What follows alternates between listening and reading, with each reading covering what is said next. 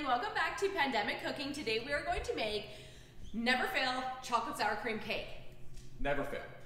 This is like, I'm not a fan of chocolate cake, to be honest, for the most part. This chocolate cake is incredible. I've eaten a ton of it. If any of you watching were at the Touch of Class, this is the chocolate cake that we made for that Touch of Class, and it was a hit. It was a smash. A hit.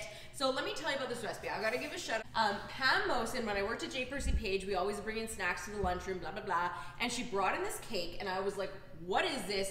Give me the recipe. And she was like, I had some sour cream on the verge of expiration, so I found the recipe that had the most sour cream in it, and this is it. I have been using this recipe now for 10 plus years. It is my favorite. Super simple, one bowl. Ready? So this is one bowl method. Foods 10 and 20.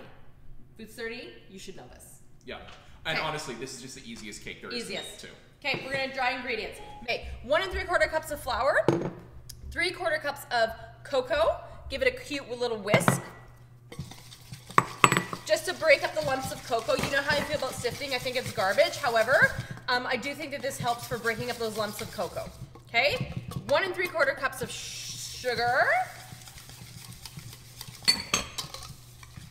And in this bowl, I've got 1 1/2 teaspoons of baking soda and 1 teaspoon of salt. We're using soda in this recipe because we're going to be using sour cream, which is an acid. So we're good to go. Definitely say? No. Something brilliant? I just, the thing I love about this recipe the most is that we spend Foods 20 and we're like, here is the 2-bowl method, here's the creamy cake method, here's this, cake method. here's the chiffon, here's this, and it's like, this is all supposed to be the best and all that, and then this is just the simple best cake recipe that exists. Okay. It is so good. So I've got 2/3 cup of oil. I am just gonna crack my eggs into the oil. I'm gonna get Mr. Dawson just to whisk them up a little bit. We're good. Teaspoon, 2 eggs, 1 teaspoon of vanilla in 2/3 cup of oil. The original recipe calls for softened butter or margarine. I find this is just easier, and I actually like using an oil in a chocolate cake. Agreed? Yeah. Yep, because we had this discussion before, and I was like, nah, oil. Oil, let's do it. I would not do this in a vanilla cake, though. Vanilla cake is much more finicky. I still haven't figured out why. Something about the cocoa powder. Something, I don't know, something. The alkaline and the whatever. Something. Shall I? Do it. Now, before you mix it, I want you to just give that a little scrapey scrape. Try it. And sour cream. So 2 cups of sour cream. Pam Mosen, thank you so much. This is the best recipe. I've kept it alive this long. And remember, I left J. Percy Page in 2010, so it's at least 10 years. Now, we're just gonna mix until incorporated. That is it. Why don't we overmix, Mr. Dawson? Well, we don't want to develop what's called gluten in this because that's going to make a tough, more bread-like cake. Yeah. So that's actually super important when we're doing bread, but definitely not for quick breads. Now, okay, so if we're doing this in the mixer, which is totally fine, we won't judge. Do you use the paddle attachment or the whisk attachment? Now, I always use the paddle attachment too, but I was watching this great show, you might have heard of it, called Nailed It. Okay? And I like where this is going. Jacques Torres, the chocolate dude, he always mixes his cakes with the whisk attachment. Interesting. Why? He does, I don't know, he does the 1-bowl method. Yeah, with a whisk. With a whisk. And I'm just like, and I only noticed that, he doesn't mention it, I only noticed that because they show him like making the cake and stuff. And it's always with a whisk. So I just want to make sure to scrape the sides and get like there's like here there's little lumpies of so just cocoa. Smush them. Yeah. You know what? We probably wouldn't have that if we were using the stand mixer with the whisk attachment. Okay, we are gonna make this on a baking pan today. So I really feel that the sheet cake goes unnoticed. So you could bake this in a 9x13. 100%, right? You're gonna get a nice like birthday cake. You could bake it in 2 round pans. We're gonna do it in the sheet pan. The reason why is because it's going to only take about 20 minutes to bake. Then what you can do is you could cut out 2 circles and make your cake or whatever. What we're gonna do is we're gonna cut it into squares or rectangles and we're gonna ice it and it's gonna be super cute. But it's gonna take half the amount of baking time. And how did you prepare this baking pan? Oh, we sprayed the bejeez out of it. Bottom, then we lined it with parchment because we are going to, I'm just taking out this cocoa, because we are going to cut it. If you were just going to be leaving it in the pan, and like I make a chocolate sheet cake of my grandma's recipe, I just leave it in the pan, and then what I do is I just cut it from the pan. So So if you're cutting in the pan, the greasing isn't important. Okay, so once Mr. Dawson is finished spreading this in the next 15 to 20 minutes or so, then we will get this puppy into the oven, okay? And he's not happy with me right now. Listen, there's lots of things I'm good at. And this is not one of them. This is not. So, do you know why, like, it's giving you a rough time? It's on the parchment. It's on the parchment, yeah. So this is why, like, honestly, if you're not cutting it in the pan, don't even pretty fast. I just wanted the chance to watch you struggle as well. Just like you just like I just criticized you. Yes. Should we get cold wet hands like that? I was gonna say, why are we not using... Cold, wet hands, people. Because I'm nervous, this is very battery.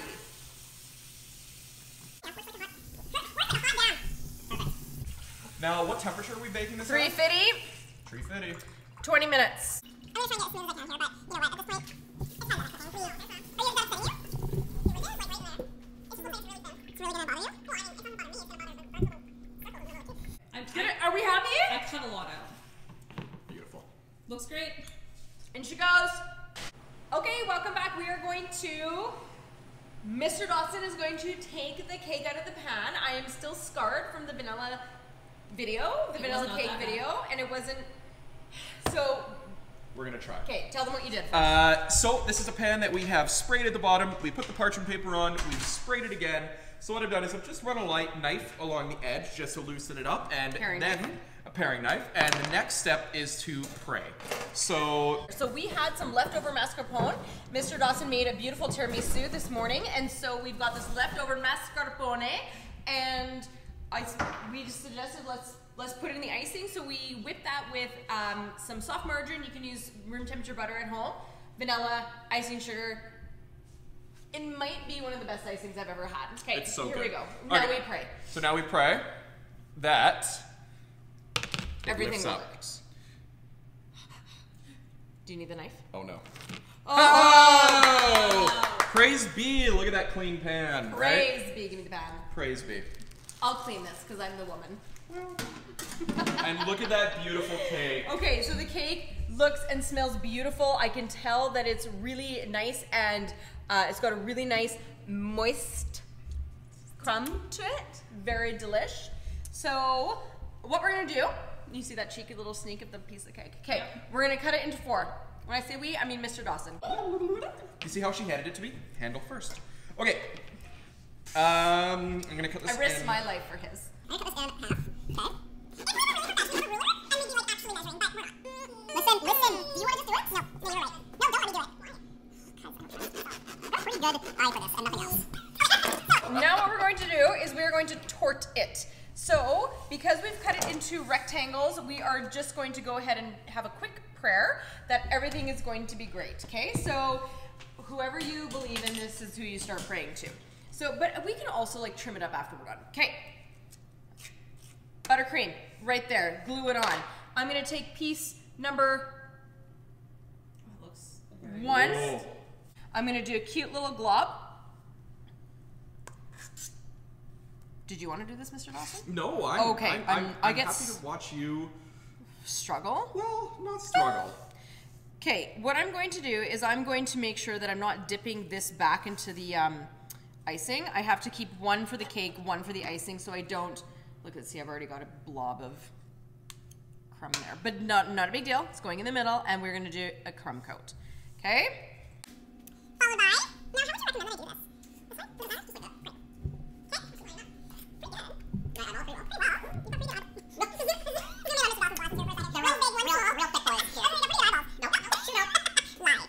When in the last video we talked about a crumb coat, this is why it's important, because see, and especially because we have cut this cake, so we're dealing with a fresh cut instead of like a baked edge. But you'll see, this is why crumb coat is super, super important. Okay, now this is where, but I'm gonna fix that. So, we'll cut the sides down. Yeah, I'm gonna trim it. How long is it? 4 inch, half inch? Not even. It's off on this side. Oh, that should be good. Not bad. I mean, you were like selling this cake a little off on that. Listen, cake. What? And then, So now what we're gonna do, we're gonna go through and fix. I feel like I feel like I did them okay at the back here. Yeah, as long as you line up like 2 sides, then you only have to trim 2 other sides. Okay, let's line up these 2. Right? Push them in. Isn't that how math works?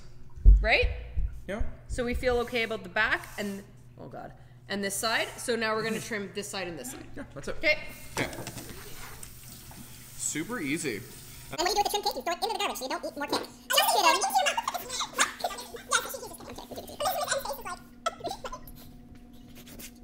So, let's see. These are eyeballs. I'm gonna do a glob. Miss N is just doing a cute little cut of the cake. And I'm just gonna do a thin smear. Thin.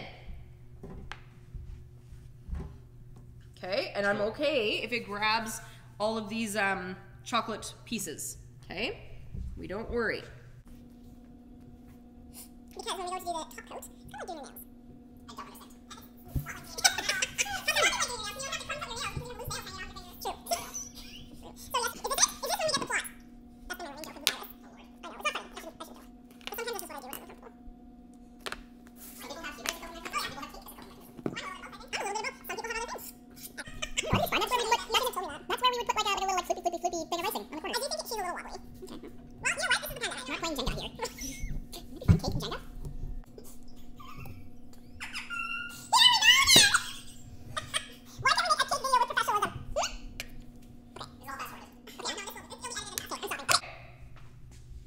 Stopping. Crumb coat, I'm gonna let it crust. I'm a bit worried because of the mascarpone. Like, will the mascarpone crust or prevent it from crusting? Maybe, we'll see. We're gonna come back in 10, 20, maybe 30, pop the final coat on. Okay, bye. What? Oh, is this when you go crazy with This your is videos? when we go crazy. So Yes. let's get this done. So because there's mascarpone in this cake, I don't think it's gonna like crust like a different buttercream. But can you describe really quick a great crust for the kids and why it matters? So a crust, when you do a buttercream with butter, icing sugar, I use whipping cream as my liquid. What it's going to do is going to dry out and it's going to like form, for lack of other words, a crust. And what that does is it makes this a little bit crunchy. And so it's going to lock in all of those crumbs. So when I put my other coat on, my top coat on, they're not going to spread. The more, the merrier in this situation. Okay, I made sure that after the last crumb coat, I wiped off my knife and my offset spatula. I made sure that there were no crumbs on these utensils as we started moving forward here. You see I'm kind of moving backwards and forwards like this. I'm kind of like not just spreading, but I'm like pushing the icing. There's a couple crumbs, but I think that's because you didn't wipe the spatula off very well. Right? That's just what I'm thinking. So, and yeah, I don't want to go too hard because we didn't get that crust, right? I really don't want to. Because of that.